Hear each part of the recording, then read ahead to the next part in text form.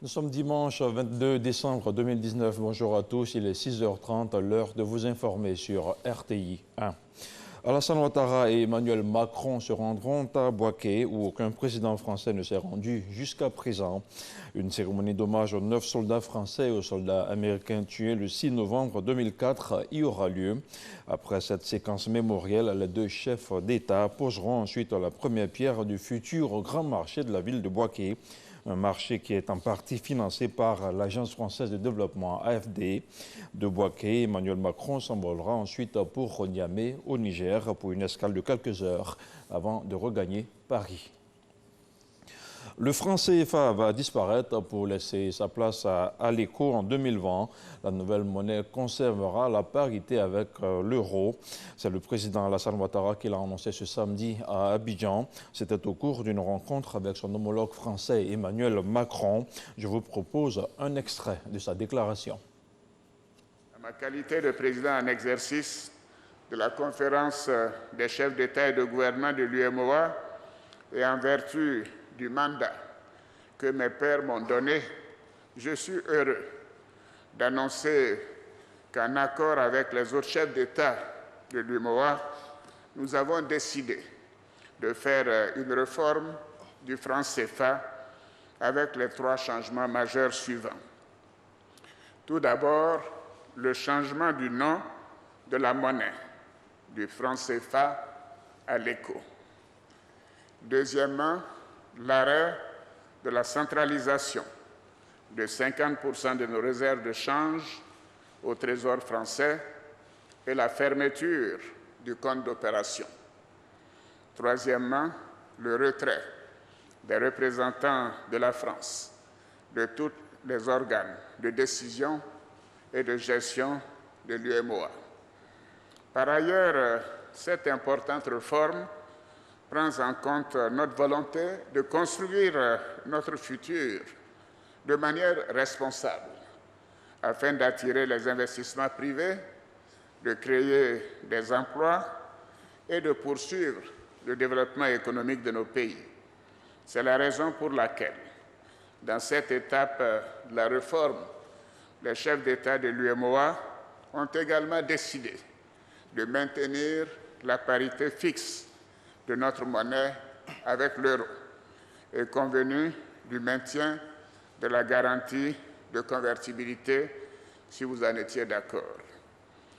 En marge de la visite officielle du président Emmanuel Macron en Côte d'Ivoire, le ministre de la Défense Ahmed Bakayoko a reçu samedi à Abidjan la ministre française des Armées Florence Parly. Ahmed Bakayoko a fait le point avec son hôte de la coopération militaire entre la Côte d'Ivoire et la France. Les deux ministres ont également parlé des enjeux et de leur engagement aux côtés des pays du Sahel dans la lutte contre le terrorisme. Kolo Koulibaly. Florence Parly, ministre des Armées de France, au ministère d'État, ministère de la Défense de Côte d'Ivoire.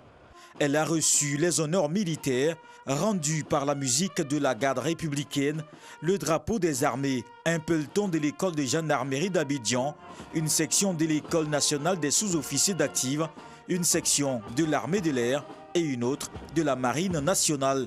Le tout sous le commandement du lieutenant de vaisseau Koné Souleyman. Les deux personnalités ont ensuite eu une séance de travail. J'ai eu l'occasion de remercier le ministre pour la contribution sans faille de la République de Côte d'Ivoire aux côtés des organisations internationales pour être présent au Mali dans la lutte contre le terrorisme.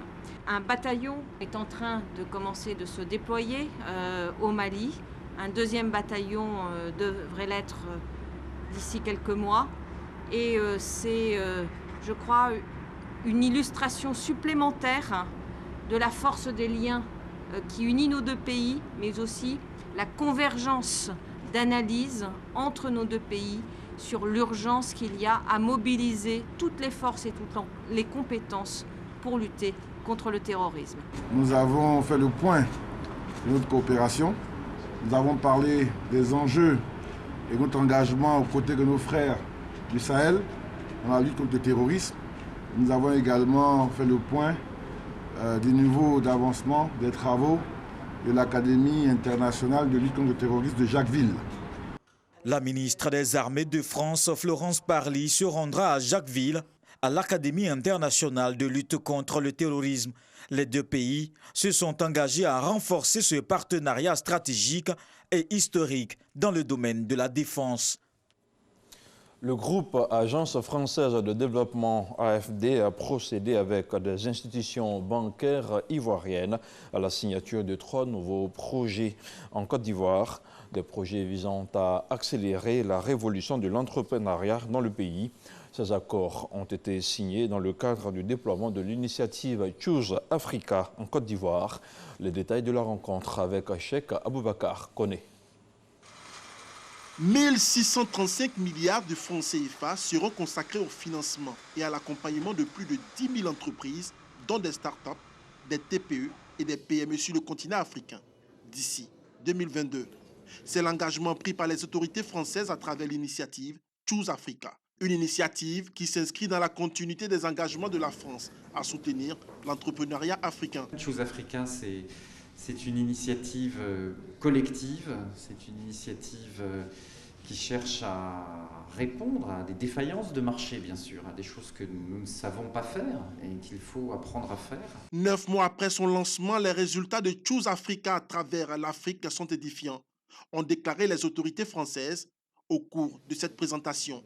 Selon les statistiques, 650 milliards de francs CFA ont été engagés pour financer les start-up, les TPE et PME africaines, dont 108 milliards de francs CFA en faveur de PME ivoiriennes. Et le problème africain numéro 1 pour le développement des PME, c'est l'accès au financement.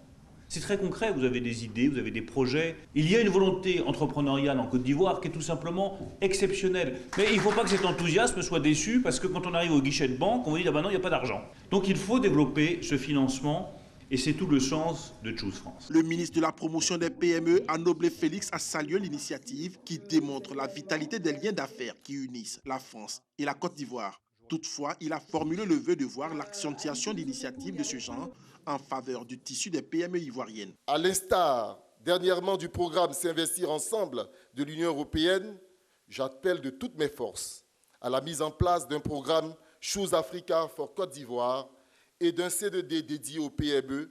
Lancé en 2019, Choose Africa est porté par le groupe AFD, à savoir l'Agence française de développement et sa filiale dédiée au secteur privé, Proparco. L'objectif est de faciliter l'accès au crédit des petites et moyennes entreprises via des institutions financières locales, publiques ou privées. Pour ce faire, le groupe AFD a signé 3 nouveaux projets avec des banques commerciales locales dans le cadre du déploiement de l'initiative en Côte d'Ivoire. Autre chose, à présent, les artisans de la commune de Yopougon-Andokwa ont reçu la visite de leur ministère de tutelle. Sidiki Diakité est allé s'imprégner de leurs conditions de travail. Des artisans qui sont menacés d'expulsion. Un opérateur économique revendique en effet le site qu'ils occupent en ce moment. Les détails de la visite avec Stéphane Louboué, avec le commentaire d'Eugène Atoubé. Une visite de terrain qui sonne comme un soulagement. Les artisans de Yopougon-Andokwa sont assurés de mener leurs activités sur le site qu'ils occupent actuellement. Le ministre Sidiki Konaté leur demande de rester sereins dans le bras de fer qui les oppose à un opérateur économique. Peut-être que ceux qui ont fait l'achat du site ou bien qui sont rentrés dans des bureaux pour faire des papiers que nous sommes en train de vérifier, peut-être ceux qui l'ont fait ne savaient pas que ce site a déjà été donné par l'État de Côte d'Ivoire aux artisans que vous êtes. Sur le site de Yopougon-Andokwa, on y trouve différentes catégories socio-professionnelles. Des mécaniciens, des tôliers, des ferrailleurs, des soudeurs, tout un monde qui opère dans l'informel. Le ministre Sidiki Konaté prend l'engagement de défendre leur cause pour la conservation de leur site. Ce que je peux vous dire, qui est simple, dès qu'on m'a donné l'information, je suis allé voir le ministre de la Construction. Je suis allé voir le Premier ministre et j'ai vu plusieurs ministères qui sont impliqués dans la gestion ici. Ce site était pour vous, il est pour vous et il restera pour vous. Les artisans d'Andokwa occupent le site depuis 1998. Ils y sont arrivés après un recasement. Leur combat, y demeurer et lui donner une allure plus saine et moderne. avec le soutien de leur tutelle, le ministère de l'Artisanat. Comme vous avez pu le voir sur les images, il s'agissait plutôt du ministre Sidiki Konaté. La filière, sinon la Confédération des professionnels de la filière bovine et viande de Côte d'Ivoire, Interbovici, veut redonner un nouveau visage au métier de l'élevage. Les responsables de cette organisation ont animé une conférence de presse à Abidjan. Ils ont présenté la vision de la Confédération en vue du développement du secteur. Les acteurs se sont également engagés à résoudre le problème de la transhumance, une situation qui engendre le plus souvent des conflits entre éleveurs et agriculteurs. Le point de la rencontre avec Jean-Louis Bangbo. L'Interbovici, ou Confédération des professionnels de la filière bovine en Côte d'Ivoire, a été portée sur les fonds baptismaux depuis le 4 novembre 2019. Fruit de la fusion de 3 fédérations, elle se veut l'outil de la professionnalisation de ce secteur vital pour l'économie ivoirienne et la sécurité alimentaire. Nous avons remarqué que la plupart des professionnels des ressources animales sont dans le secteur informel. Donc nous voulions que le secteur informel fasse la place au secteur formel. Et puis deuxièmement, c'est faire en sorte que nous soyons des interlocuteurs valables de nos autorités et surtout de nos partenaires internes comme extérieurs. Éleveurs, commerçants et transformateurs de la filière bovine qui forment cette nouvelle structure veulent par leurs actions lutter contre la flambée du prix de la viande. Il y a une telle inflation au niveau des coûts, notamment au niveau du prix du kilogramme de la viande. Or, c'est la protéine. Je vous dis, c'est indispensable à toute la population. Donc, comment travailler pour faire en sorte que le prix du kilogramme baisse et que les Ivoiriens en soient d'autant satisfaits? Les membres de l'Interbovici s'attelleront également à renforcer les capacités des acteurs de la filière, à créer des emplois et plus globalement à développer l'élevage en Côte d'Ivoire. Le conseil d'administration sera investi le mois prochain. Le FSDP, le Fonds de soutien au développement de la presse, a présenté officiellement ses interventions au profit des médias. La rencontre a eu lieu à la Maison de la Presse. C'était en présence du ministre de la Communication et des médias, Sidi Touré. Au titre de l'année 2019, ce sont au moins 500 professionnels qui ont été formés et un peu plus d'1 milliard de francs CFA qui ont été distribués sous forme de subventions et d'aides aux entreprises de presse. Les détails de la rencontre avec Jean-Marc Djadji. Le Fonds de soutien au développement de la presse FSDP fait le bilan de ses actions au profit des médias. En 2019, plus d'1 milliard de francs CFA destinés à des subventions financières à 16 entreprises de presse privée, à la formation de 506 professionnels et à l'acquisition de véhicules pour 4 organisations de journalistes. Je me réjouis que cette cérémonie, qui se répète depuis près de 10 ans, continue. Remercier le FSDP pour les appuis multiformes. En même temps, dire aussi que nous sommes entièrement d'accord avec le président de l'UNICI, notre camarade et frère Jean-Claude Koulibaly, pour que l'appui de l'État s'augmente de façon substantielle.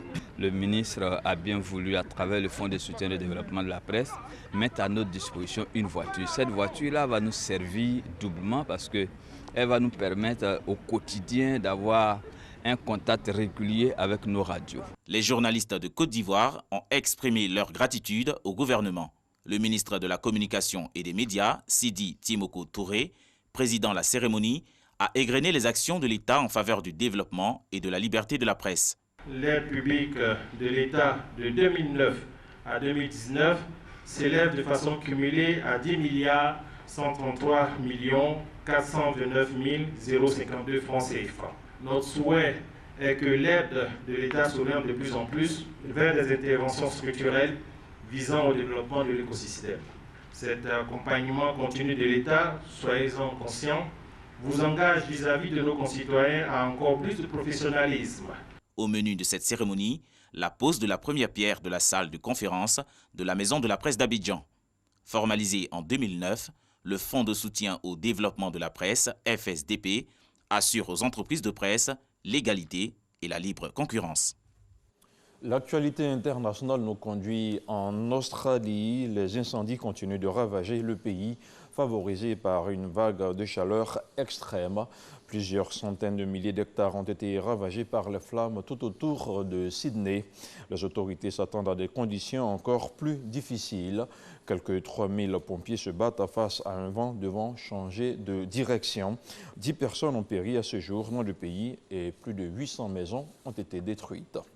Et puis du sport, du football, avant de terminer, les hommes de Jürgen Klopp ont remporté hier samedi le mondial des clubs à Doha au Qatar en battant à 1-0 les Brésiliens du Flamengo après prolongation.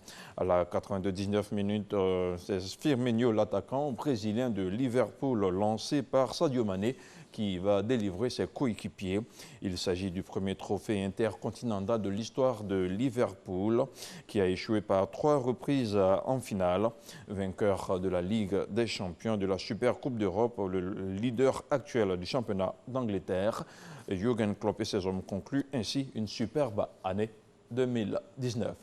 Et c'est tout pour ce point d'information sur RTI 1. Merci à vous tous qui l'avez suivi. Retrouvez Hamza Diaby à 13h. Quant à moi, je vous retrouve vendredi prochain dans Matin Bonheur.